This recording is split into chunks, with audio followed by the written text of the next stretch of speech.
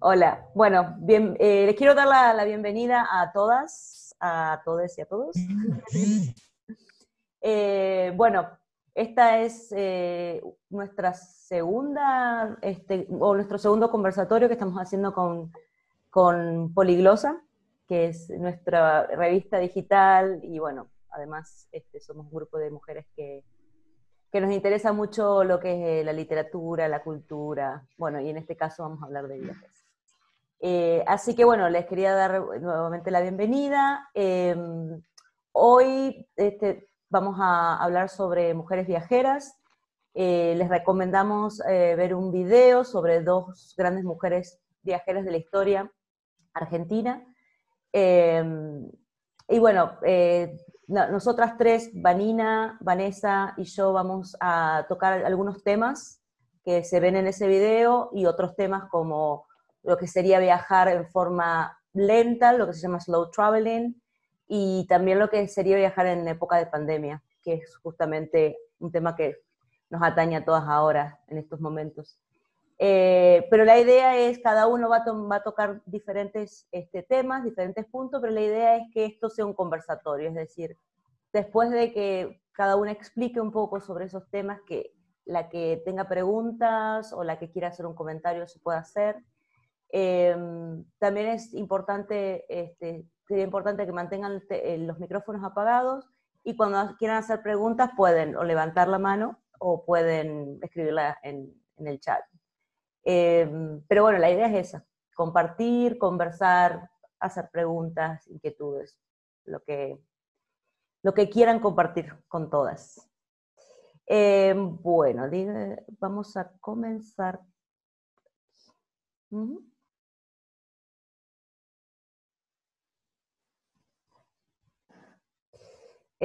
Bueno, como ustedes ya saben, vamos a comenzar con lo que significa ser mujeres viajeras y cómo reinventarse como mujer y como viajera en tiempos de pandemia.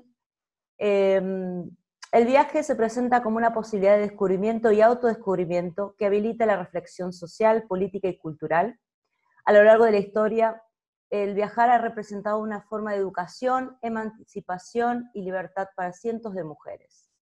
A partir de la aventura de subir un tren, a un barco, a un avión, han surgido narrativas de viajes, un género que le ha permitido a las mujeres participar de la vida pública y en consecuencia ir avanzando en el campo de la literatura. Los tiempos modernos han devenido cambios de paradigmas y los movimientos sociales y feministas de los últimos años han impulsado un empoderamiento femenino que también ha llevado a un cambio en la forma de viajar. Si bien la mujer hoy en día cuenta con más libertades para tomar sus propias decisiones viajeras, siguen existiendo limitaciones de diferentes índole, evidenciando una falta de igualdad significativa que aún existe en pleno siglo XXI.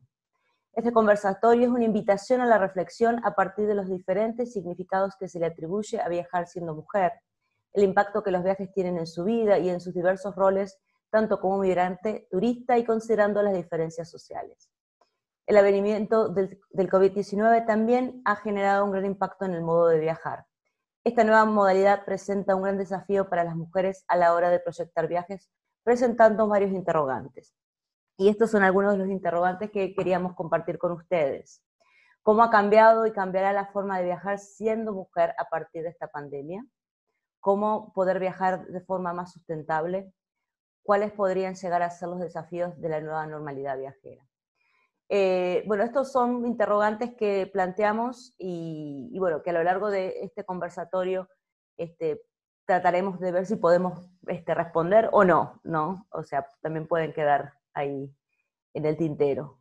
Cada una puede ir pensando o sea, qué les viene a la cabeza o qué piensan sobre estos diferentes interrogantes. Bueno, ahora Vane va a comenzar conversando sobre algunos puntos especialmente referentes a la vida de Juana Manso.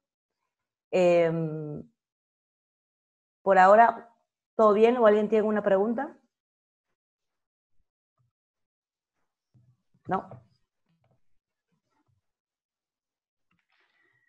Bueno, Bueno, entonces tomo la palabra, André. Muchas gracias por la Vale. organización de No, de este nada. evento y muchas gracias a todas por participar. Yo voy a hablar de viajes, exilios, literatura y educación en la obra de Juana Manso.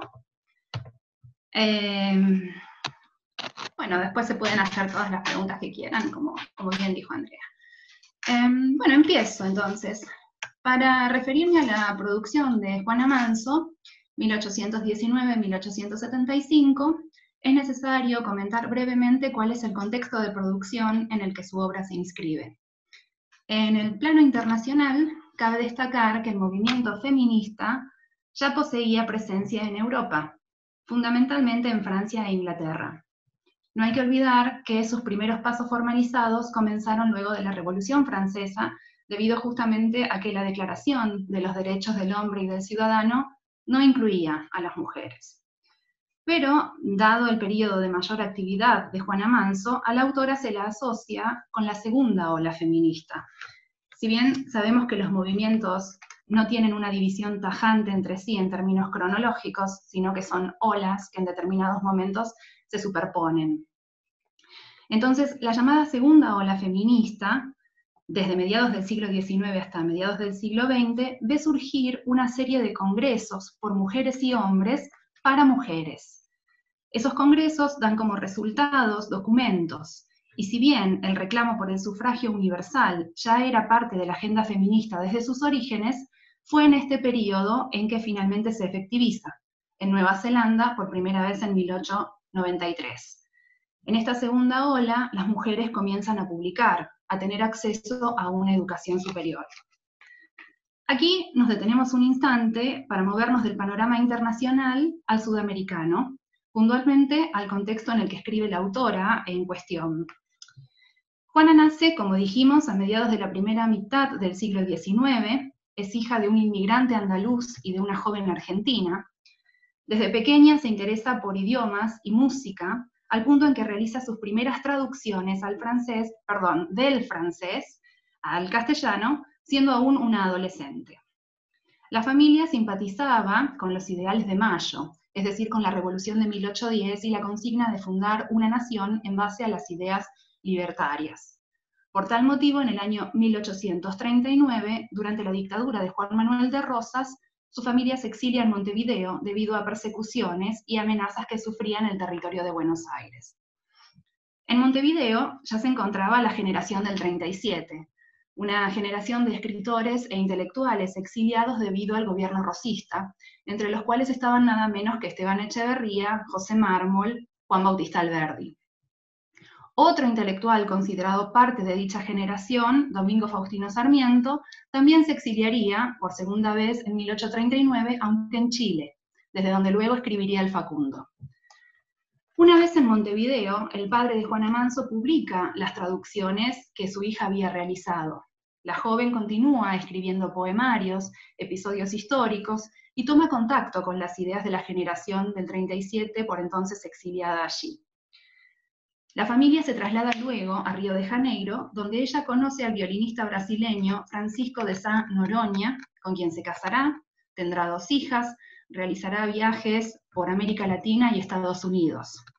Además, junto a él, ella escribe obras de teatro que él musicaliza. La escritura de Juana Manso está atravesada por los viajes. En ese sentido, su producción forma parte del género narrativa de viajes, eventualmente intercalado con el formato crónica. La narrativa de viajes consiste en una narración de un viaje coherentemente estructurada, basada en hechos históricos o de ficción. En este punto se relaciona con la crónica. Pero también se define por un estilo donde la subjetividad, el punto de vista, las emociones tienen un lugar predominante. Como dice la crítica Marina Becerra respecto de la obra de Elflein, de quien hablaremos luego, se trata de escrituras de la intimidad, autobiografías, cartas, relatos de viajes, diarios íntimos, que permiten analizar los deslizamientos posibles entre lo público y lo privado en una coyuntura adversa para los derechos de la mujer. En sus recuerdos de viaje, por ejemplo, en los recuerdos de Cuba, Juana narra y advierte: Cito: si alguna vez os da la fantasía de visitar la célebre isla de Cuba, fin de cita.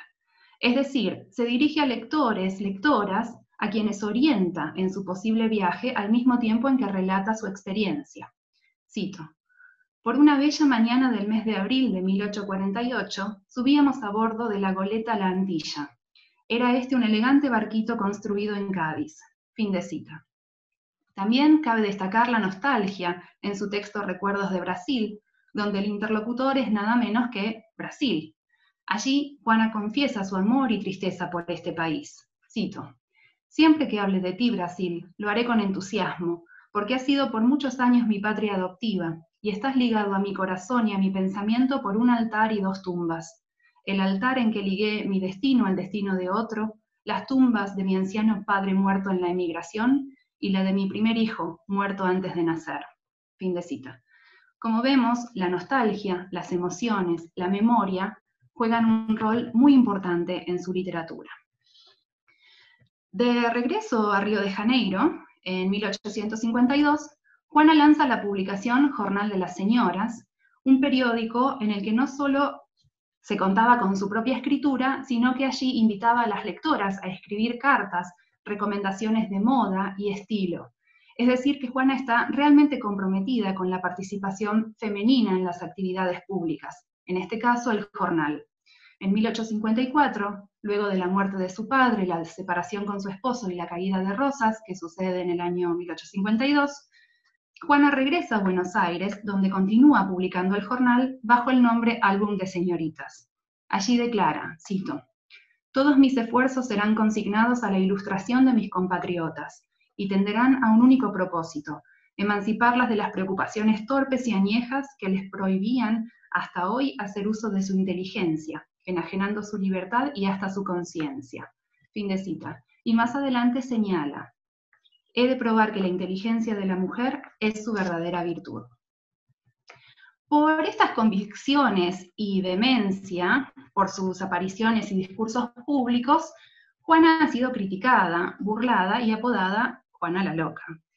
Como menciona Gabriela Mitidieri en el documental Pioneras que hemos visto, un crítico llamado Santaolalla seguirá siempre sus apariciones públicas para luego analizar cómo ella se había comportado en ellas y cómo debiera haberlo hecho según su criterio. Motivos que a Juana le valen vacilaciones, y ella misma escribe, nueva cita: si en vez de simpatías me volviesen indiferencias, si en vez de hermanos hallase enemigos, ¿qué haría? Alzar el bordón del peregrino e ir a buscar una patria en alguna parte del mundo donde la inteligencia de la mujer no sea un delito, donde su pensamiento no se considere crimen, y donde la carrera literaria no sea clasificada de pretensiones ridículas. Fin de cita. Y luego dice: yo estoy dispuesta a consagrar mis esfuerzos y mi escasa inteligencia al bien general. En cambio, solo pido un poco de simpatía. Como vemos, algunos comentarios realmente la afectan.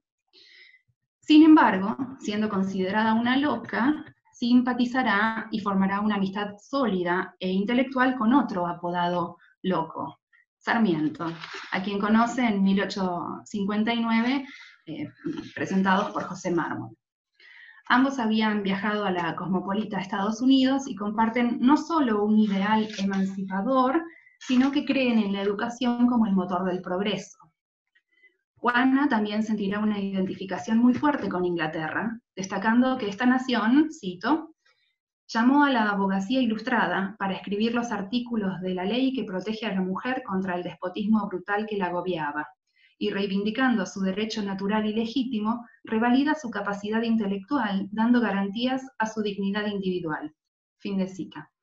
Es decir, que ella aboga, junto con las prácticas, por la legitimidad, por las leyes. Ambos, Juana y Sarmiento, creen en una educación emancipatoria, laica, moderna y popular. En el año 1860, ella es la primera directora de la Escuela de Intersexos y la directora de los Anales de la Educación Común, única publicación del país hasta entonces sobre educación. También fue una ferviente impulsora de las bibliotecas populares, incluso donde no había escuelas, por ejemplo Quilmes o Chivilcoy.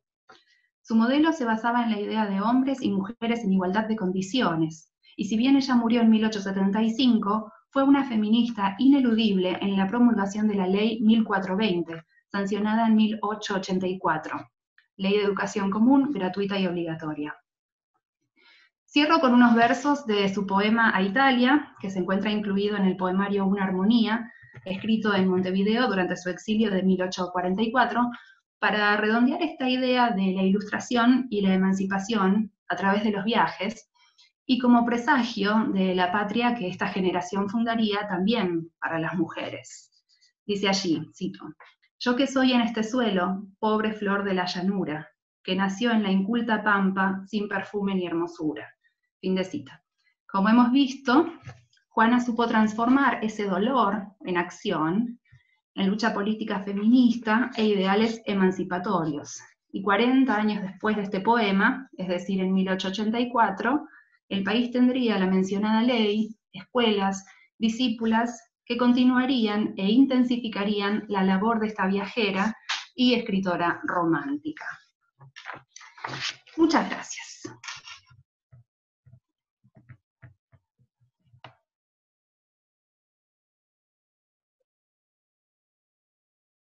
¿Sigo yo?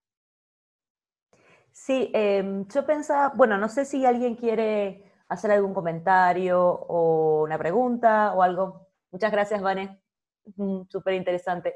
Aparte, bueno, agrega mucha más información a lo que vimos en el video, cosa que está muy, muy bueno. ¿Alguien quiere hacer alguna pregunta, comentario? Levante la mano o abra el micrófono. Si no, lo podemos dejar para el final. Ah, ahí. ¿Alguien quiere entrar?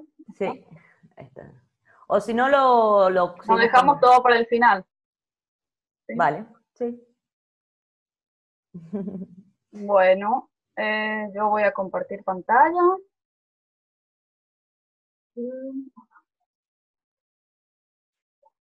Antes que nada, buenas tardes, buenos días a todas.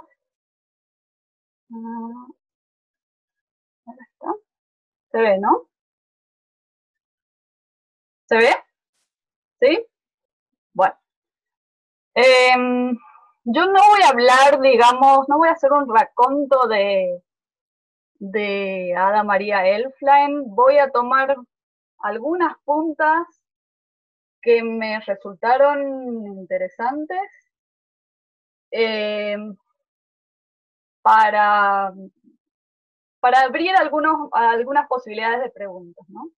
No soy una experta en Elflein, recién he tenido un primer acercamiento, así que no me considero capaz de ir a lo profundo, digamos, dentro de ella, de su vida y de su obra. En esta primera diapositiva les comparto la imagen de uno de sus libros, se llama Impresiones de viajes, como se ve. Ada María Elflein nació en 1880 y sí fue una mujer viajera y aventurera, además de ser docente, escritora, periodista. Se animó a viajar por lugares que para esa época eran impensados, por lo menos para una mujer. No eran los destinos turísticos, digamos. Y bueno, y en este libro habla justamente de algunos de ellos, ¿no? Mendoza, Tucumán, Salta y Jujuy, Patagonia, San Luis y Córdoba. Acá, con respecto a esta imagen, me llamó mucho la atención el tema de las impresiones, y me quedó retumbando cómo podemos retomar esto de la impresión como algo subjetivo y a la vez tan potente, ¿no? O sea, la impresión de algo es algo que habla desde un lugar de lo humano que está poco pensado, digamos, poco pensado por la racionalidad imperante, ¿no? La razón con mayúscula, digamos, la razón post-ilustración, o que devino de la ilustración, ¿no? Hay una cita de Kant que a mí siempre me ha interesado mucho, que dice algo así, no la tengo absolutamente como él la dijo, pero dice algo así: eso que no puede ser comprendido, pero que debe ser pensado. Entonces, con respecto a esto, las impresiones y todos esos ámbitos de lo humano que quedan en un ámbito medio en penumbra, medio oscuro, es lo que me interesa. Y me parece que dentro de lo que Ada María Elfsheim propone, hay algo de eso, hay algo de lo que se oculta, de lo que no se termina de develar, ¿no?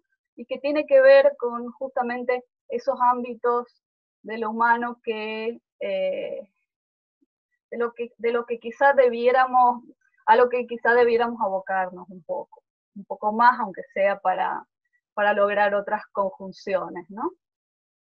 Entonces, que alguien se atreva, que alguien como, que aparte es una mujer, como Ada María Elfsheim, se atreva a pensar y a escribir desde esos ámbitos, habla no solo de una esencia valiente, sino también de una conciencia de lo necesario. Y eso me parece muy, muy importante, interesante de resaltar, ya en aquella época, ¿no? En donde estamos hablando, cuando ella viajaba y escribía y existía, ¿no? Bueno, el título que le he dado yo a mi pequeña presentación, que espero no me dure más de 10 minutos, no, prometo reducirme, es Ada María Elfsheim, o sea, la libertad, Ada María Elfsheim y el viaje como estrategia de resistencia, ¿no? Porque estamos hablando de viajes, entonces me voy a abocar mínimamente a la cuestión del viaje con respecto a ella. Bueno, acá una breve reseña y una cita de ella, ¿no? Ada María Elfsheim, 1880, 1919, se murió muy joven, por cierto, muy joven, probablemente a raíz de alguna problemática que haya sufrido en alguno de sus viajes, tuvo unos problemas de riñones repentinos, ¿no? Entonces dice, en tiempos donde lo habitual era instalarse y vacacionar en las sierras o en el Mar del Plata, Elfsheim alentó otros viajes y fue una precursora del turismo aventura. Estimulaba a la mujer a recorrer el país sin esperar que sus maridos las inviten, y así escaló montañas, durmió en refugios, carpas, casas de familia y almacenes. Recorrió huellas en automóvil compartido, carros, a lomo de mula y a pie. Todos los viajes los realizó acompañada por su compañera, Mary Kenny, maestra sanjuanina, por cierto, compatriota mía, soy sanjuanina, que convivía con ella desde la muerte de su madre. En su anteúltimo viaje, por los pueblos, acá abro cita, por los pueblos serranos, insiste, me guiaba en este viaje, como en los anteriores, el interés de animar a nuestras mujeres a deponer sus temores y lanzarse a viajar. No diré solas, pero de a 2 o 3 o 4, independientes y movedizas, olvidadas de prejuicios y falsos escrúpulos, valientes, briosas y alegres, ¿no? Una cosa a tener en cuenta es esto de que ella viajó y realizó todas estas cuestiones acompañadas de su compañera Mary Kenny, que muy probablemente no se dice absolutamente a las claras, pero que muy probablemente haya sido además su pareja, ¿no? Y esa es una de las estrategias a las que me voy a referir ahora, en un ratito más. Acá está la otra de las imágenes, otra imagen de otro de sus libros, Paisajes cordilleranos, descripción de un viaje por los lagos andinos, tampoco un viaje, tampoco una ruta, digamos, destinada a mujeres en esa época. Fíjense que el libro es de 1917. Y entonces dice adentro, habíamos llegado al más extenso y hermoso de los lagos argentinos. A nuestros pies murmuraban sus ondas suaves, mansas y serenas, ¿no? Eso lo escribe con respecto al lago Nahuel Huapi, a donde habían llegado justamente en este viaje.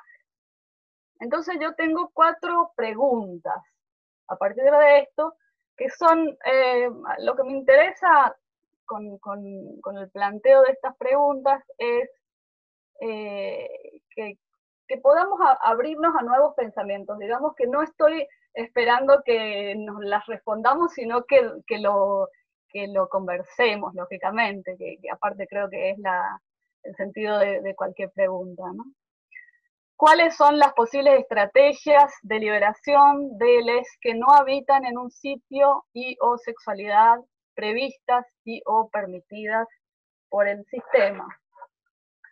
Entonces, bueno, justamente, cómo podemos detectar estas estrategias, ¿no?, de resistencia? ¿Cómo se puede ir por el costado como para lograr esta ansiada libertad, ¿no?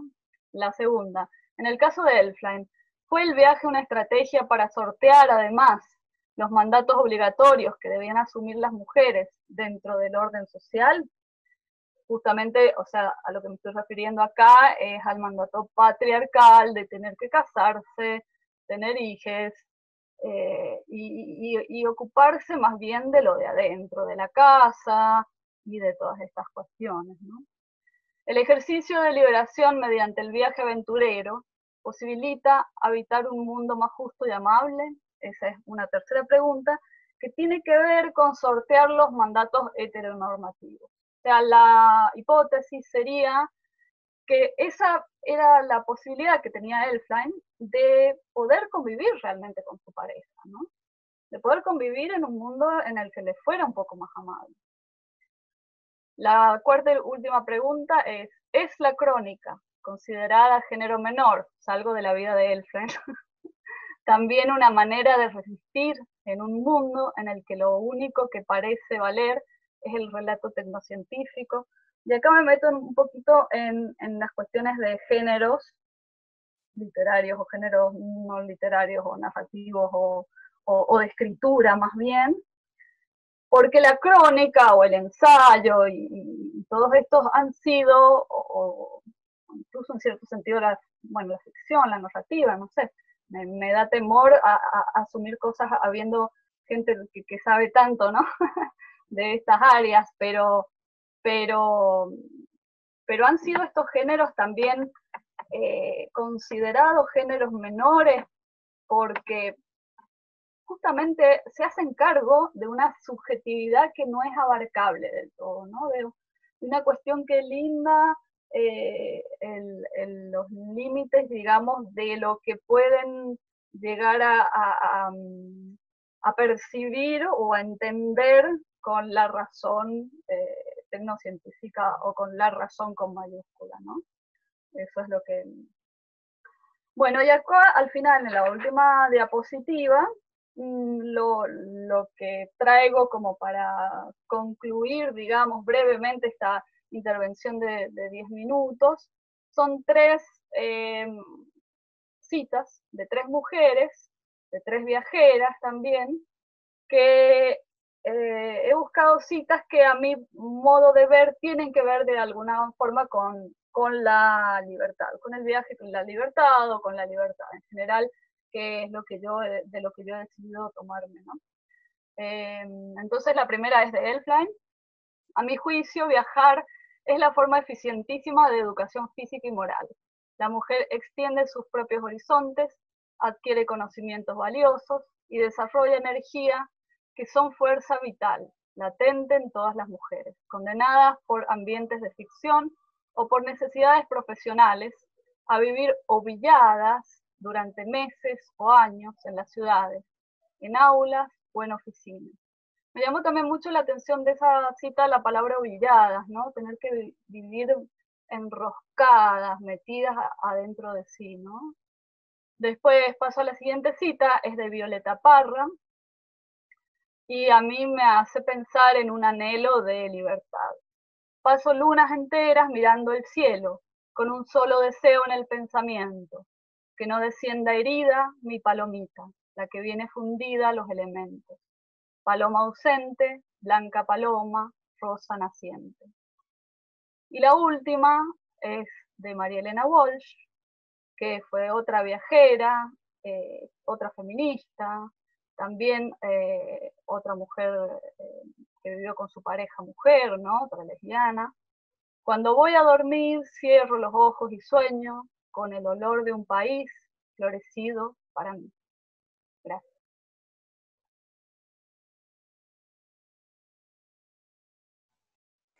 Muy bien, muchas gracias, Vani.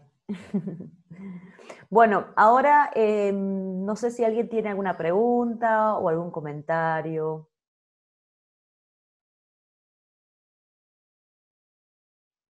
¿Sí? Yo quería comentar por el tema de Ollada, me dio referencia al tema de los docentes.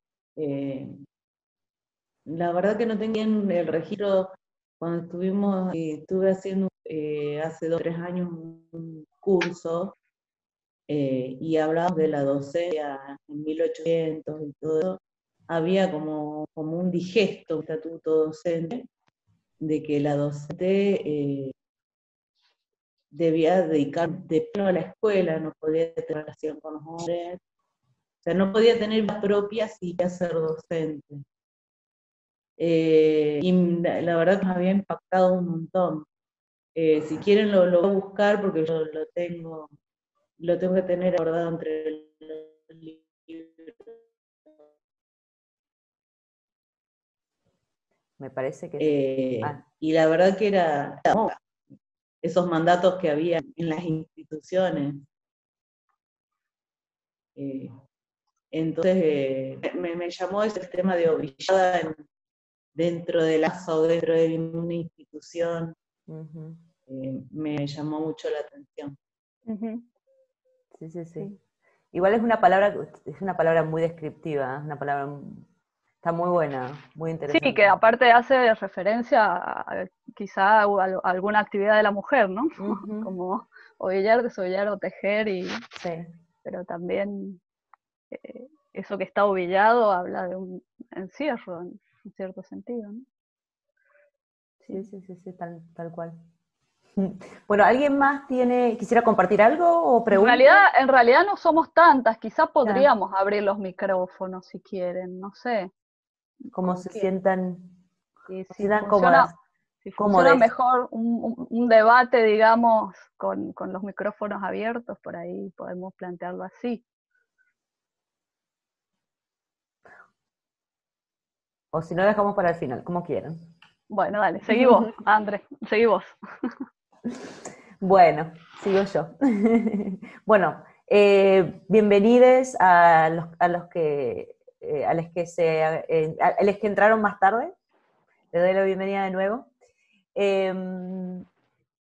Bien. Aquí. Muy bien, bueno, yo voy a empezar a hablar ahora sobre, bueno, seguimos con viajar como forma de educación, emancipación y libertad, continuando con la presentación de la Bani. Bueno, básicamente me voy a focalizar en lo que se llama slow traveling, si bien es un término en inglés. Ahora voy a explicar el origen y todo lo demás. ¿Y por qué me interesa este tema? Luego de desarrollar un poco sobre este tema voy a hablar sobre viajar en tiempo de pandemia. Pero me focalizo en este tema porque este concepto no hace muchos años que lo conozco, hace muy poco, y es algo que yo practico y vengo practicando hace mucho tiempo, pero no sabía que se trataba de eso. Para los que no me conocen, bueno, yo soy obviamente de Argentina y hace 15 años que vivo afuera de Argentina y todos estos años he estado trabajando y viviendo en diferentes países, en Estados Unidos, en Andorra, en China, en Japón, en Sudán y ahora estoy en Alemania. Y siempre he estado en todos estos países por un periodo de más de 9 meses como mínimo. Entonces, justamente eso es slow traveling, es viajar de forma lenta. Básicamente es una forma de viajar que te permite conectarte, te conectas con el entorno, te conectas con la gente, con la naturaleza, o sea, conectar con el mundo. También es importante mencionar las diferentes formas que uno puede viajar. O sea, en este caso, en esta presentación nos gustó mucho focalizarnos en la mujer viajera y la mujer que viaja sola, porque bueno, ya sabemos que históricamente la mujer siempre viajaba con con una persona que era su custodia, ¿no? Ya sea su marido, su padre, siempre tiene que ser una persona masculina que cuidara de ella, ¿no? Y bueno, pero cada forma de viajar tiene sus ventajas, y viajar sola, en pareja, o con amigues, o en familia, son formas diferentes y están muy buenas. Bueno, y también, bueno, obviamente las...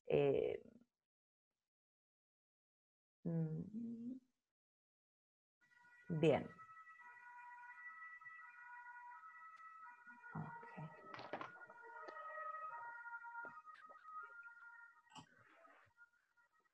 Okay. Les quiero compartir otra. Ok.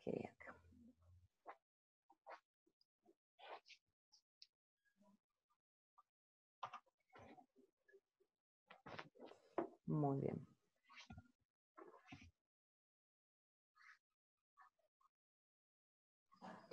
Bueno, hay diferentes formas de viajar, como mencioné antes, y vacacionar. Son cosas diferentes también. Generalmente uno cuando vuelve de vacaciones vuelve muy cansada, generalmente más cansada de antes de irse. Y uno por ahí se pregunta por qué, ¿no? ¿Por qué debería ser así? Y de eso justamente surge el concepto de slow travel. ¿Por qué? Porque en definitiva cuando uno viaja, uno se va de vacaciones para relajarse, ¿no? Como dije antes, el énfasis está en conectar con el entorno y tiene que ser de una forma relajada y consciente. Esa idea o esa forma de viajar en la que uno trata de cubrir demasiados lugares en un tiempo muy reducido, en realidad te termina provocando más estrés ¿no? que relajarse o que pasarla bien. Obviamente que cada uno, a veces no tenés el tiempo de decir, bueno, sí, me dedico a viajar un año seguido y recorrer todos los países o todas las ciudades con el tiempo que yo quiera. No, siempre estamos como muy limitados por muchos factores. Pero bueno, es ahí donde entra en juego el tema de lo que es slow travel, ¿no? Porque es cuando uno tiene que realmente evaluar cómo es la calidad del viaje, ¿no? Y este concepto surge a partir del movimiento de Slow Food, que comenzó en Italia en la década de los 80, que fue una protesta en contra de la apertura de McDonald's en Roma. El objetivo de este movimiento era el de preservar la cocina regional, la agricultura local, las comidas comunitarias y los métodos tradicionales de preparación de alimentos. Luego esta iniciativa se convierte en una forma de vida conocida como movimiento lento o slow movement, y haciendo hincapié siempre en la conexión con la comida, la conexión con las familias, y en el caso de los viajes, la conexión con la gente y con las culturas locales. La viajera, bueno, en este caso, es mi caso, ¿no? Adopta esta forma de viajar y se toma el tiempo para explorar cada destino a fondo y experimentar la cultura local en lugar de tratar de cubrir muchos lugares, ¿no? Según la filosofía de slow travel, es más importante conocer bien una pequeña área que ver un poco de muchas áreas diferentes. Y eso también es algo bueno porque de cierta forma también te queda algo pendiente para tu próximo viaje, ¿no? Como tener una excusa, como tener una razón como para volver, ¿no? Los beneficios de esta forma de viajar son muchos. Primero, que es reducir el ritmo ajetreado, y yo creo que hoy en día, y también antes de la pandemia, era lo que realmente necesitamos, ¿no? O sea, necesitas bajar un cambio. Y sobre todo hacerlo en otro país, ¿no? O sea, está muy bueno eso de relajar y a su vez entrar naturalmente en el ritmo de otra cultura. Otra ventaja que tiene, un poco menos obvias, es que son mucho más beneficiosos para el medio ambiente. ¿Por qué? Porque puedes optar por alternativas más ecológicas, como por ejemplo hacer recorridos en bicicleta, o tomar trenes, o utilizar los medios de transportes locales. O sea, hay muchas formas que son como mucho más ecológicas y a su vez son formas que benefician a la región, ¿no? A la cultura a la cual vos estás visitando. También también es beneficioso para nuestro bolsillo, porque en vez de estar saltando de ciudad en ciudad, podés quedarte más tiempo en un lugar y podés encontrar una forma o sea, un hospedaje mucho más económico porque es una estadía más prolongada. También hay muchas opciones que hacen que el viaje sea más económico, como home exchange, que significa básicamente de ponerse de acuerdo con la persona que vive en ese lugar y te quedas a cuidar su casa o cambian el intercambio de hogares, digamos. También hay otro sistema que es el quedarse a cuidar la casa de la otra persona o también cuidar las mascotas. Hay diferentes formas alternativas a pagar un hotel, ¿no? Una de las cosas más gratificantes que tiene el slow travel es superar las barreras del idioma y las diferencias culturales. Y otros obstáculos para establecer conexiones verdaderas con las personas nuevas, ¿no? El tema del idioma es siempre una barrera, pero también el idioma es una herramienta que hace que viajar sea mucho más fácil. Pero a su vez no necesariamente tenés que saber el idioma local para poder comunicarte. La idea es que la respuesta está en la intención, ¿no? La intención de comunicarse, de querer comunicarse. La forma la vas a encontrar. Igualmente, uno de mis consejos en este sentido siempre es, antes de viajar, donde quieras viajar, tomarte el tiempo de aprender al menos un par de frases, un par de palabras del idioma que se habla en ese lugar. Porque eso no solamente va a hacer que conectes mejor y que las relaciones fluyan con la gente local, sino también una muestra de respeto, ¿no? Una muestra de interés que, bueno, obviamente que siempre es muy bienvenido y apreciado. Yo sé muy bien que slow travel no es una opción fácil ni para todos. Hay personas que no les interesa, que es muy aceptable, hay personas que lo encuentran difícil, hay personas que dicen, bueno, pero yo no puedo hacerlo, pero bueno, o sea, la opción siempre está, y personalmente lo voy a recomendar y lo recomiendo siempre al 100%. Es una forma muy importante de conectar no solamente con la cultura, con la gente, con el mundo, sino también es una forma de conectar con uno mismo, ¿no? Y eso también es muy importante. Así que, bueno, por ahora es eso con el tema de slow traveling. No sé si alguien tiene alguna pregunta o algún comentario. ¿Sí? ¿Pani? No, solamente quería preguntar o pensar, digamos, cómo es, digamos, la experiencia del slow traveling siendo mujer. Porque me parece que, bueno, nada, no es lo mismo, ¿no? No, nunca es lo mismo.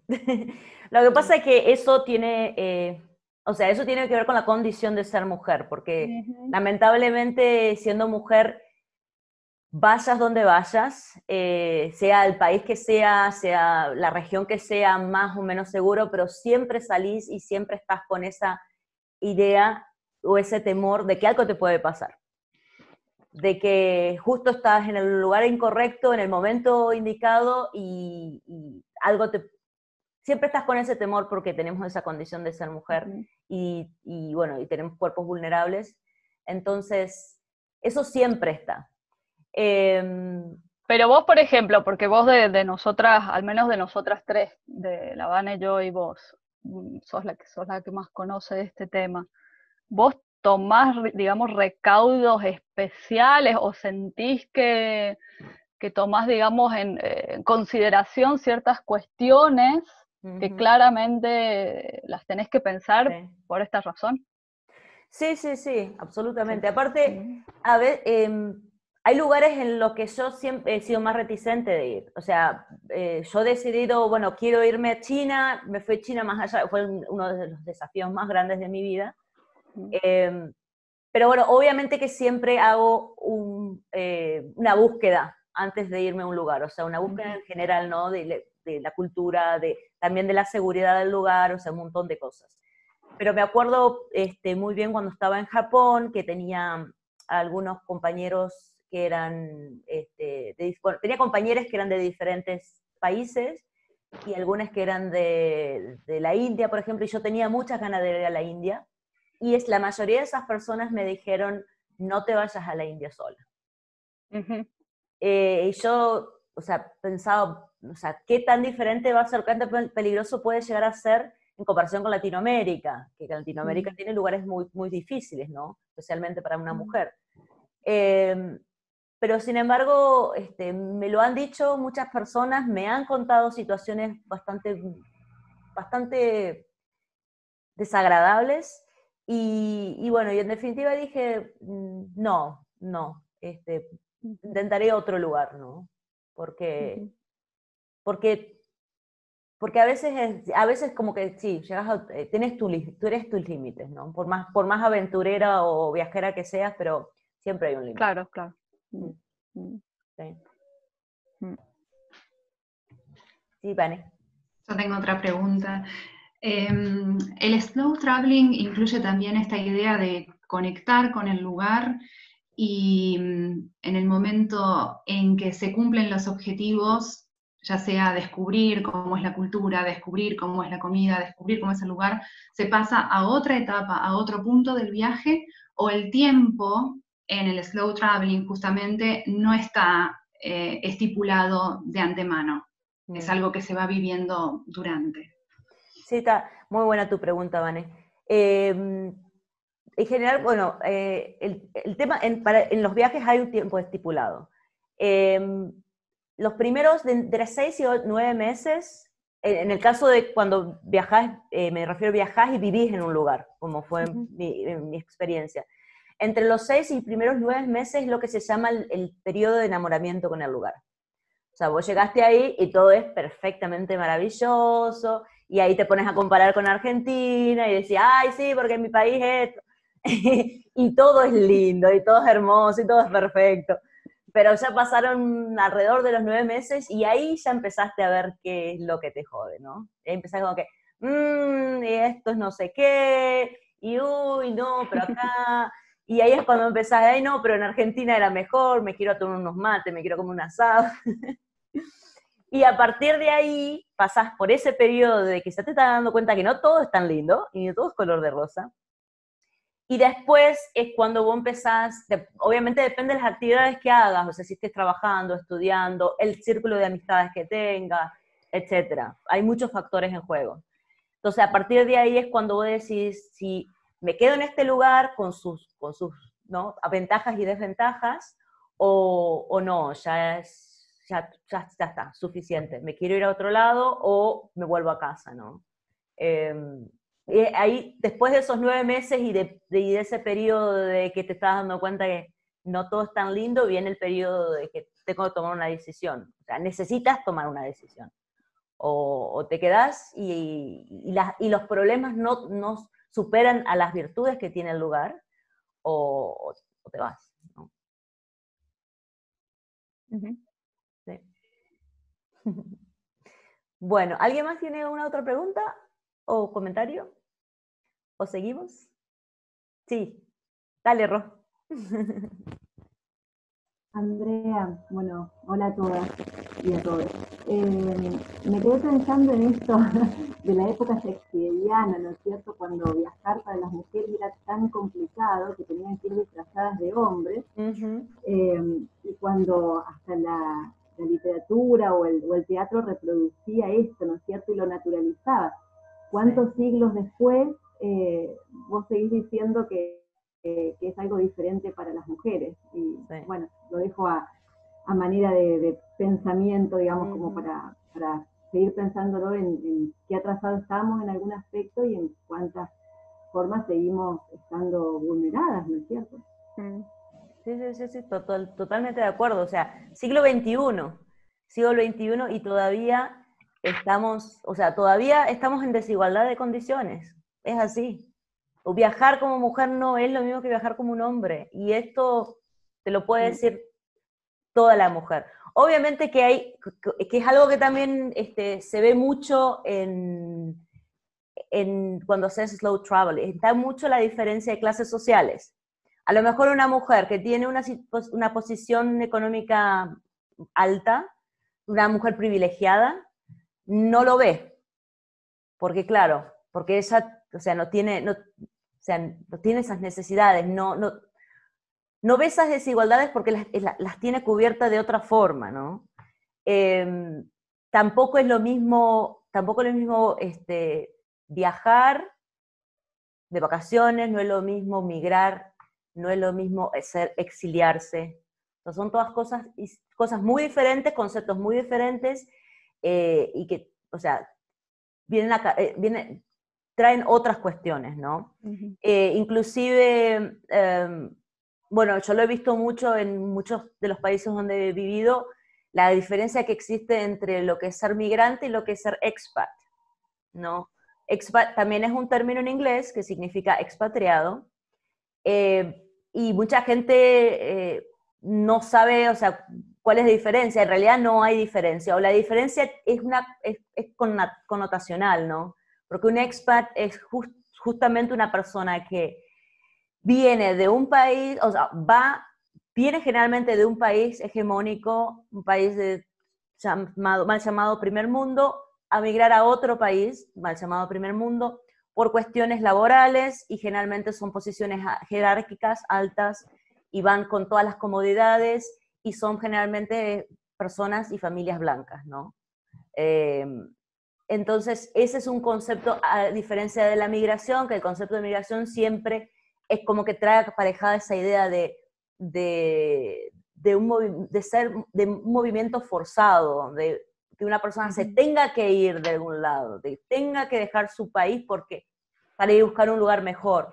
Y no necesariamente, porque migrar puede ser voluntario o involuntario. Pero bueno, esa distinción existe, bueno, como existen las distinciones de clases, ¿no? Ujú. Tiene que ver con el clasismo y con las diferencias de clases.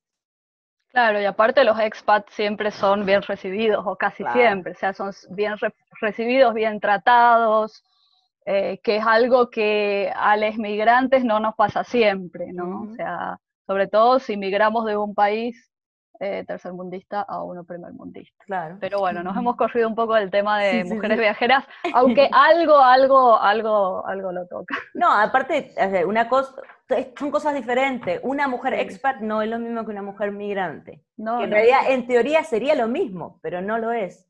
Mm. En términos de connotaciones, no lo es. No. Exacto, y tomando un poco lo que decía Rosario también sobre la literatura shakespeariana, es como que para cada uno de los personajes hay una función del viaje. Se viaja con un objetivo, o se viaja para ir a reclamar el trono, o se viaja para ir a cuestionar dónde está la madre. En cambio, es como que si la mujer no tiene una función laboral o un trabajo, pareciera que no tiene un sentido en su viaje, cuando en realidad una puede viajar por placer, por investigación, por turismo, por distintos motivos, ¿verdad? Sí, totalmente. Sí, va. Elsa. Bueno, yo las quería felicitar a las tres por el desarrollo de la temática, ¿no? Que es tomar la libertad femenina a través del tema de viajar sola, ¿no? Como un hilo de conducción. La verdad que está fantástico. Yo sabía de las dificultades que tienen las mujeres de viajar solas. Inclusive hasta si uno ve películas a lo mejor no sé, de los años 30, de los años 20, había mujeres por ahí que viajaban hasta vestidas, como dijo Rosario, hasta vestidas de hombre, ¿no? Con ropa masculina.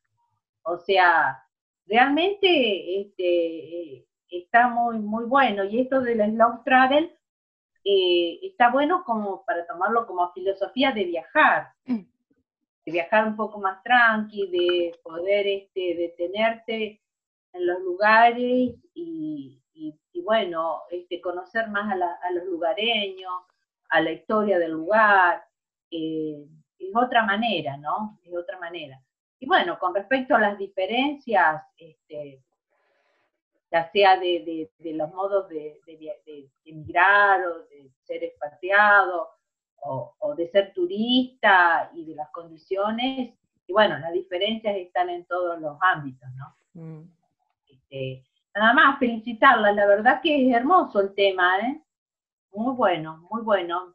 Y me interesa la grabación, que por ahí me la pueden pedir algunas personas que le interesa como un tema dentro de lo femenino, un tema diferente y muy interesante, muy interesante. Bueno, felicitaciones, chicas. Gracias. Ahora vamos a pasar al último tema. Bueno, no sé si alguien tiene más preguntas o comentarios. También si quieren pueden dejar comentarios y preguntas en el chat y lo podemos leer después. Bien, vale, aquí estamos. Bueno, y nuestro último tema tiene que ver justamente con la situación que estamos viviendo en estos momentos, ¿no? Y cómo repercute el viajar, ¿no? El coronavirus, el COVID-19, que ha, bueno, trastocado el orden mundial en muchos niveles, y obviamente una de las áreas más afectadas ha sido lo que tiene que ver con viajar, con tomar aviones, con la vida viajera en general. Y en particular, o sea, en mi caso, muchos de ustedes lo saben, pero hay gente que no. Yo he viajado justamente en tiempo de pandemia. Yo me fui a Argentina en marzo de este año y me quedé varada en Argentina y volví en agosto para acá. Entonces, yo llego a Argentina y el tema del coronavirus estaba empezando a desparramar, o sea, estaba empezando a convertirse en algo serio. Y bueno, obviamente cuando volví ya en Europa la cosa estaba diferente, pero igualmente seguimos en tiempo de pandemia y las cosas cambiaron. O sea, todo cambió muy, muy drásticamente. Viajar en tiempo de pandemia significa que de ahora en más hay nuevos desafíos para una mujer viajera, para las mujeres viajeras, y ahí va a haber una nueva normalidad viajera, ya la hay, ¿no? Con este tema voy a comentar un poco cómo fue mi experiencia, pero si quieren leer en detalle, mi blog he relatado las dos experiencias, mi viaje de ida para Argentina y mi viaje de vuelta. Después les dejo el link para el que quiera por ahí leer un poco cómo fue la experiencia. Pero los dos viajes, tanto el de ida como el de vuelta, implicaron mi incertidumbre, porque yo me voy a Argentina y mis vuelos fueron cancelados muchas veces, y a medida que el tiempo iba pasando, los vuelos se iban cancelando, y yo en realidad llegué al aeropuerto y no sabía si iba a poder subirme a un avión y irme a Argentina, o me iba a tener que quedar varada en Alemania. Entonces fue todo con mucha incertidumbre. Y después no llegar al próximo aeropuerto y no saber si el próximo vuelo sale, etc. Más la incertidumbre de no saber también cómo vas a llegar a destino. Ese es el tema. Uno antes viajaba y tenía más o menos programado y planeado y pensado cómo iba a ser tu viaje, ¿no? Hasta llegar al lugar de destino. Sin embargo, en estas instancias no, porque no sabes cómo vas a llegar, no tenés como un conocimiento absoluto de cómo son los protocolos, etc. Y la incertidumbre si no sabes si tenés o no el coronavirus, que ese es el problema mayor. Otro de los puntos esenciales es la paciencia, ¿no? O sea, si no tenés paciencia no es muy aconsejable que viajes en estos momentos, porque tenés que tener paciencia, porque tenés que hacer colas, porque tenés que llenar formularios, porque tenés que esperar horas en el aeropuerto afuera, porque tenés que a su vez ser consciente de todos los protocolos que tenés que seguir, de tratar de sentarte lejos de la gente, de tener el 1,5 metros de distancia, de tener la mascarilla puesta todo el tiempo, etc. Bueno, valentía obviamente, porque estamos en época de pandemia y para tomar un avión hay que ser valiente, especialmente cuando no sabes si te vas a contagiar o no. Suerte lo puse porque justamente fue lo que me pasó a mí, ¿no? Yo llego a Argentina y el coronavirus empieza a desarrollarse más en Alemania. Y para mí fue una suerte que pude llegar, porque estaba segura de que no iba a viajar, porque se me cancelaban los vuelos. Sin embargo, llegué, y luego cuando volví para Alemania, al día o los 2 días que yo vengo a Alemania, los casos de coronavirus se disparan en Argentina y bueno, básicamente se vuelve a fase 1 y hubieron muchísimas más situaciones bastante serias. Entonces, por eso yo considero que fue una persona que tuvo suerte en ese sentido. Y bueno, lo más importante que tiene que ver con todo viaje es el respeto y la empatía. O sea, tiene que ver con toda índole de la vida, pero sobre todo cuando viajas en tiempo en pandemia, tenés que tener respeto y empatía por la otra persona. Yo sé que tener puesto una mascarilla, un barbijo, es molesto, y yo lo tuve puesto 24 horas, 48 horas, 2 días seguidos, cuando vine de Argentina para acá, porque lo tenía que tener puesto en los aeropuertos, lo tenía que poner puesto en el avión y tenía que dormir con el barbijo. El único momento en el que me lo sacaba era para comer, para tomar algo y para lavarme los dientes. Después eran 24 horas, ¿no?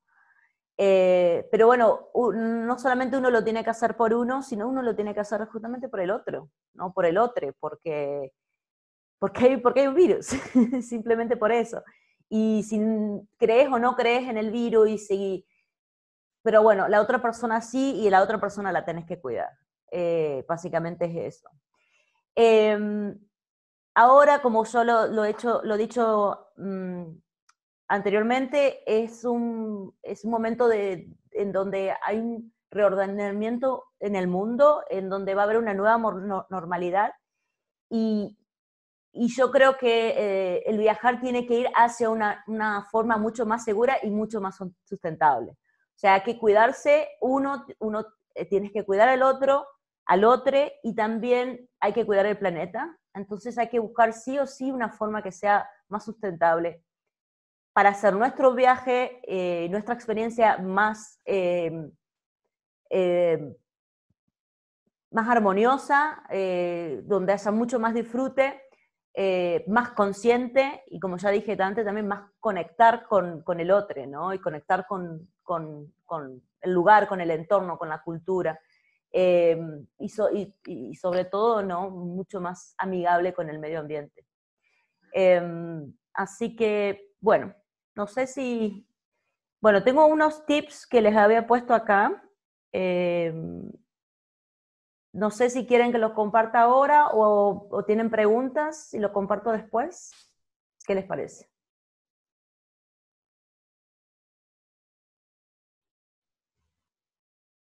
Compartirlo ahora, me parece. ¿Sí? Vale. Dale. Aquí. ¿Se ve? Sí, ¿no? Bueno, estos básicamente son algunos tips que yo fui pensando sobre cómo disfrutar un viaje a pleno y de forma sustentable. Primero, bueno, tip número 1 es usar todos tus sentidos: la vista, el olfato, el tacto, el gusto, el oído. O sea, esto tiene más que ver con una experiencia interna, una experiencia que tiene que ver con, bueno, con una forma de meditación también, o sea, conectar con tu entorno de todas las formas posibles, ¿no? O sea, disfrutar, focalizar en lo que estás haciendo hoy y ahora, y disfrutar de eso, ¿no? De lo que estás viendo, de lo que estás oliendo, de lo que llegas a tocar, de lo que estás probando y de lo que estás escuchando, ¿no? Bueno, el segundo tip para mí es fundamental. Donde vayas, permitite perderte al menos una vez, al menos un día, de agarrar un rumbo cualquiera y disfrutar de no seguir un mapa, de no seguir una guía, simplemente de irte por ahí y perderte. El otro tip que creo que tiene que ver con la situación que estamos viviendo ahora y nos afecta a todos es viajar barato. O sea, hay formas de viajar barato, como quedarse en casas de personas o en hoteles familiares, obviamente los hoteles que están más alejados de las atracciones turísticas siempre son los más baratos, y eso te permite conectar más con la gente, ¿no? Con el entorno, porque cuanto más alejado de las atracciones turísticas, más cerca de la gente estás, ¿no? Aprende lo que ya lo he dicho, ¿no? Para aprender palabras y expresiones, actúa como persona local. Eso tiene, además tiene dos beneficios, ¿no? Porque si actúas como una persona local, cuando vas a comprar algo no te van a cobrar más, porque pareces una persona local. Pero bueno, la idea es esa, mezclarse con la gente, mezclarse, ¿no? Usa un día para relajarte y no hacer nada, eso para mí es fundamental, o no sé si tendrá que ver con la edad, tal vez. No sé, un día para no hacer nada, para decirte, bueno, me levanto tarde, como desayuno en el hotel, en el alojamiento donde esté parando, nada, lo uso para pegarme una ducha o para bañarme, no sé, para un día para vos, pero para relax, ¿no? Muy importante me parece que es visitar blogs de otros viajeros y armarte un itinerario a partir de las recomendaciones y las ideas de esas personas. Recomendar siempre lugares que sean poco turísticos, y porque eso también ayuda a contribuir con la economía local, y siempre tratar de evitar las cadenas multinacionales y los restaurantes y las cadenas de comidas rápidas, que yo sé que en muchos casos son como más baratos, ¿no? Pero la idea es cambiar esa forma de pensar, ¿no? Hay que tratar de cambiar pensar una forma mucho más que conectás más con la gente local, ¿no? Y una forma de viajar en donde uno es más empático, ¿no? Y trata de dar, no solamente de recibir. Y obviamente viajar menos en avión y optar por otros medios de transporte mucho más sustentables, ¿no? Y bueno, esos son mis últimos tips, y aquí le dejamos nuestras redes sociales. Nuestra página es poliglosa.com, tenemos un canal de YouTube, tenemos Instagram, y el último link es en mi blog, donde si quieren leer sobre, bueno, mis viajes, he escrito mucho sobre eso, y sobre todo sobre mi viaje en tiempo de coronavirus. Hice 2 entradas sobre mi viaje de ida y de vuelta. Así que, bueno, ya está. Ahora sí, pueden hacer todas las preguntas, comentarios que quieran.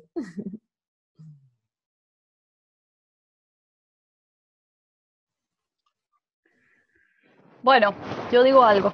Dale. En realidad, André, gracias por haber nos motivado a este encuentro, súper, súper lindo, y por habernos invitado a pensar en todo esto, ¿no? Si bien yo sí me considero viajera, desde luego que no a tu nivel, pero bueno, algo que me he quedado pensando con esto último de los fast food, que suelen ser más baratos. Yo en uno de mis viajes más aventureros, pongámosle por decirle de alguna manera, lo que hacía era meterme en un supermercado directamente, en un supermercado, y ahí comprar pan, queso, fiambre, no sé, hasta sopa de sobre es mejor, creo que. No, y hasta comprar cualquier cosa que no sabes lo que es, aunque después no te guste, claro, ¿no? Claro, decir, sí, bueno, probar. Hay que probar. Los supermercados en otros países son siempre una maravilla, ¿no? Entonces, sí. ese también es un tip interesante cuando uno quiere evitar el fast food, que al final te empieza a caer mal, sobre todo si ya llevas un par de veces viajando, ¿no? Hay una pregunta, creo, en el chat. Sí. Dice Cintia. Hola, Cintia. Quisiera preguntar sobre el viajero que hace slow traveling. ¿Cómo es percibido por la gente local? ¿Como inmigrante o un turista ocasional? No, generalmente es percibido como un migrante. Y generalmente es bien recibido porque, claro, la persona que hace slow traveling le interesa conectar con la gente. Entonces, y generalmente está en el mundo viajero está ese tira-afloja entre el que es turista y el que es viajero. El viajero no le gusta que lo identifiquen como turista. hay ahí como una rivalidad, ¿no? Claro. Porque yo no quiero que me pongan, no me quiero que me pongan con ese grupito ahí. Y por eso tampoco, o sea, hasta su forma de vestir, su forma de actuar, es como, quiere mimetizarse con el entorno, no quiere salirse como por ahí, o sea, el turista a lo mejor no lo hace a propósito, no digo que lo haga porque quiera, pero se les nota, ¿no? Se les nota ya cuando con la cámara, con la ropa, ya sabés, vos ya lo ves a la distancia y decís, este es turista. Y la mentalidad del viajero es otra, y sobre todo el que hace slow traveling. ¿Hay otra pregunta? Sí. El estudiante de otro país es viajero. ¿Cómo sería?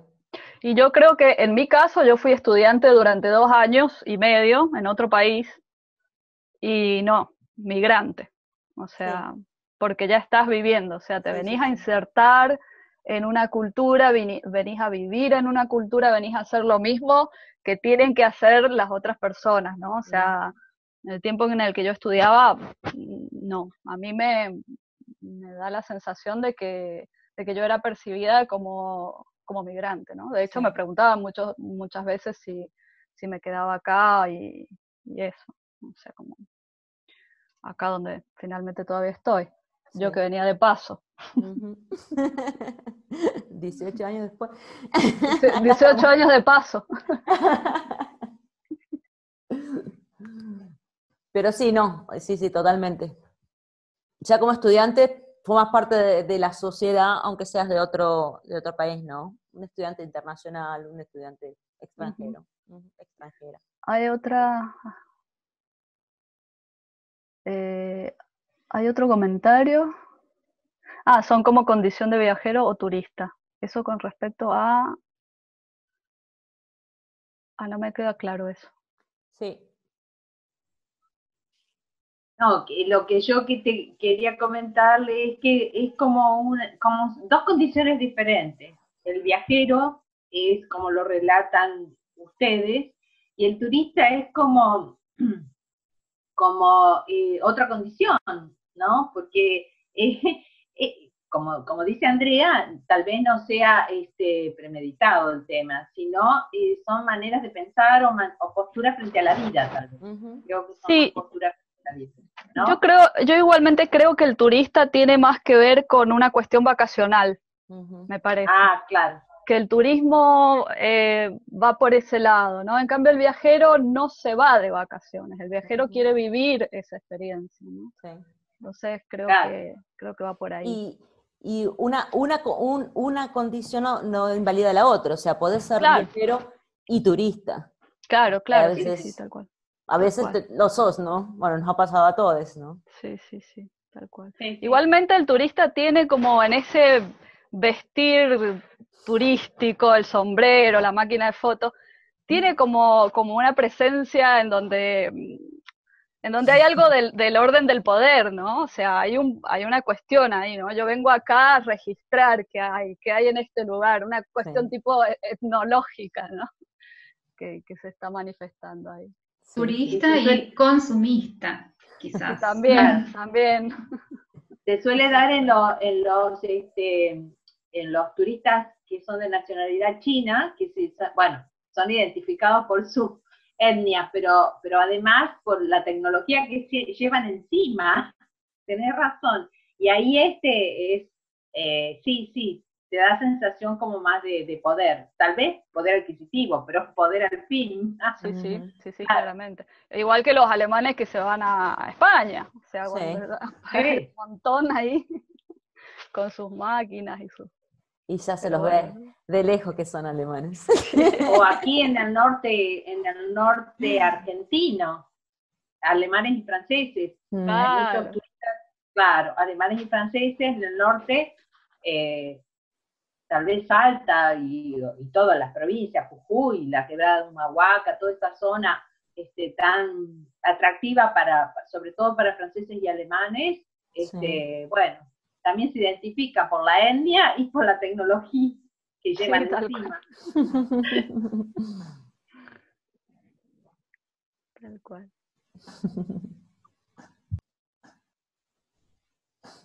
Bueno, ¿hay otra pregunta?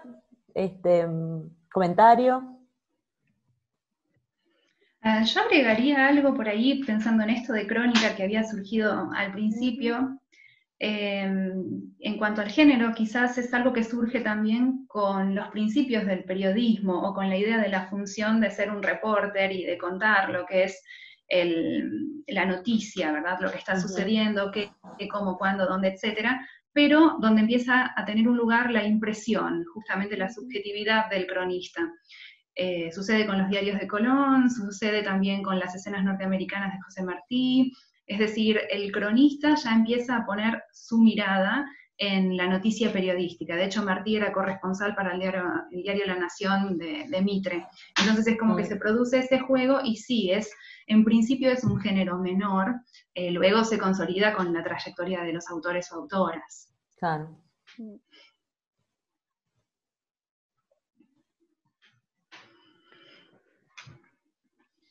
Pero muy lindo todo.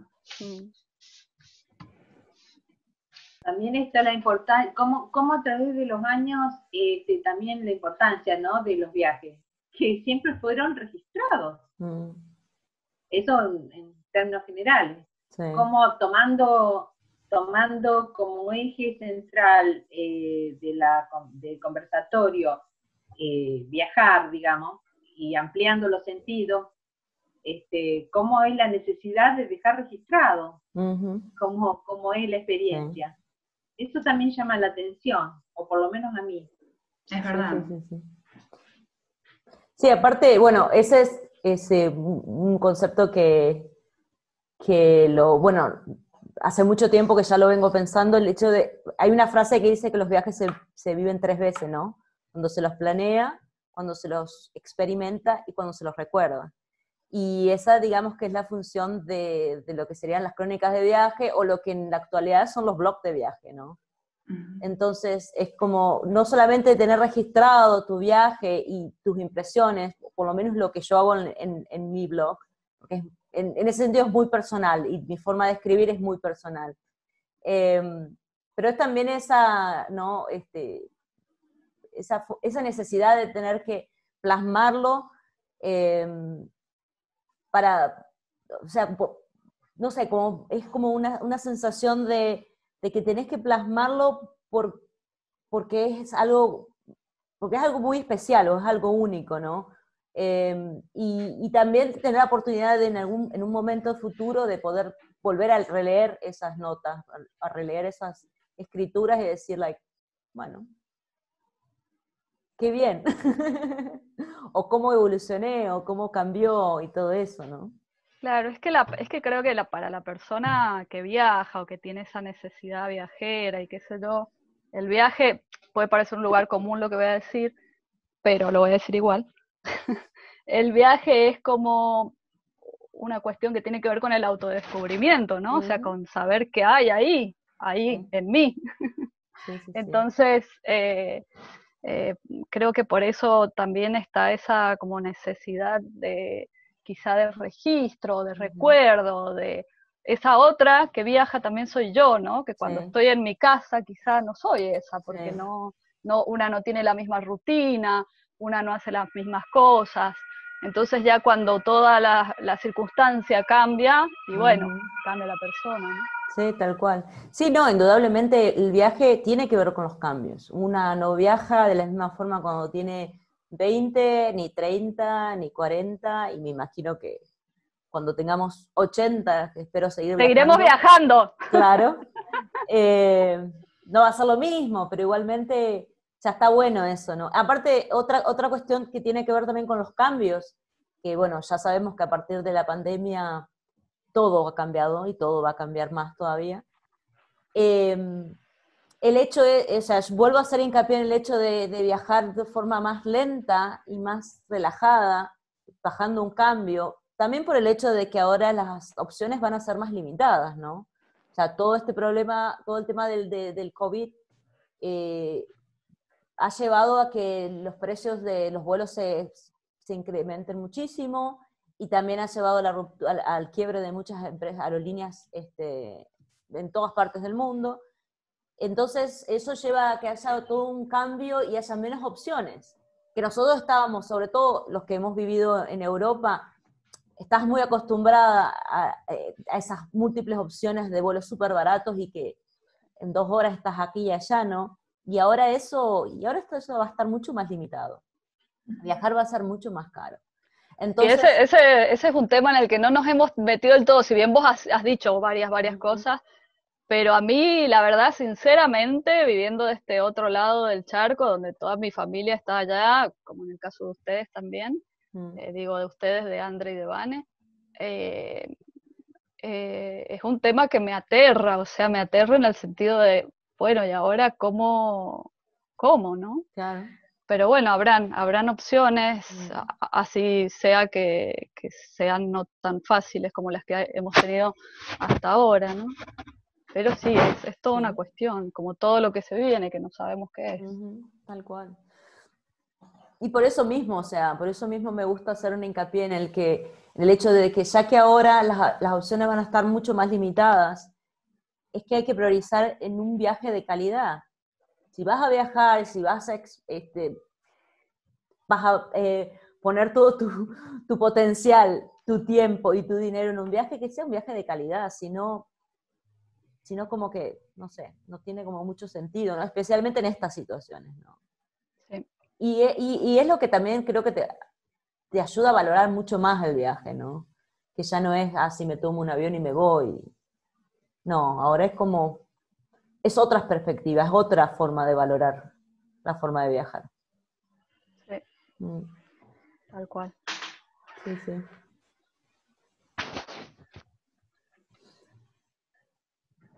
Bueno, no sé si estamos llegando. ¿Tiene preguntas o comentarios, reflexiones? Vamos cerrando. Vos, André, todavía tenías algo, ¿no? Para cerrar. Ah, no íbamos a ver un video. Ah, no, pero el video vos ya hiciste la reflexión de Ada María. Ah, bueno, perdón, nada. No pasa nada, no pasa nada. Está bien. Bueno, cada una quiere decir unas últimas palabras y vamos cerrando. Yo quiero decir, bueno, muchas gracias a todas las personas que están aquí presentes, muchas gracias André por organizar, Vani también por trabajar en equipo, y observen, miren nuestra página, nuestra revista www.poliglosa.com y nuestros videos y el blog de Andrea, y por supuesto luego, si les gusta, dejen comentarios, y si no les gusta, bueno, no sé, díganos de otra manera que no les gusta. Pero muchas gracias por participar. hay una pregunta. Sí. Va a estar en alguna de las redes y considero que estaría bueno que estuviera, ¿no? ¿Qué opinan, chicas? Sí, yo creo que sí, que va a estar probablemente en el canal de YouTube. En el canal de YouTube. Gracias, Mariana, por la pregunta. Y síganos porque tenemos muchas más novedades. Van a haber muchas más cosas. Bueno, yo también me quiero agradecer a todas las personas que hoy están, me alegro de haberlos conocido a todos ustedes y espero que nos veamos pronto otra vez y charlemos y nada, eso, gracias. Gracias Andre, gracias Vane por lo que estamos haciendo. Muy bien, una muy buena forma de conectar. Bueno, yo también les quiero agradecer a todos por estar ahí, por haber tomado un valioso tiempo de su vida un domingo, domingo a la mañana. Por habernos escuchado, por haber compartido con nosotros. Nosotros lo hacemos porque realmente nos gusta, nos enriquece, nos hace crecer como personas, intelectualmente también. Y también nos conecta, ¿no? Esta es la nueva normalidad, es la nueva forma de conectar. Yo creo que la mayoría debemos estar de acuerdo, no es lo mismo, pero obviamente siempre se prefiere el contacto físico, pero está bueno porque podemos conectar con personas que están muy lejos, entonces eso no tiene precio. Así que bueno. Es una ventaja, sin duda. Una ventaja. Así que gracias, Vani, gracias, Vane, y gracias a todos.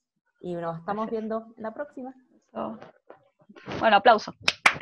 Gracias, chao, chao. Chao, chicos. Chao, chao.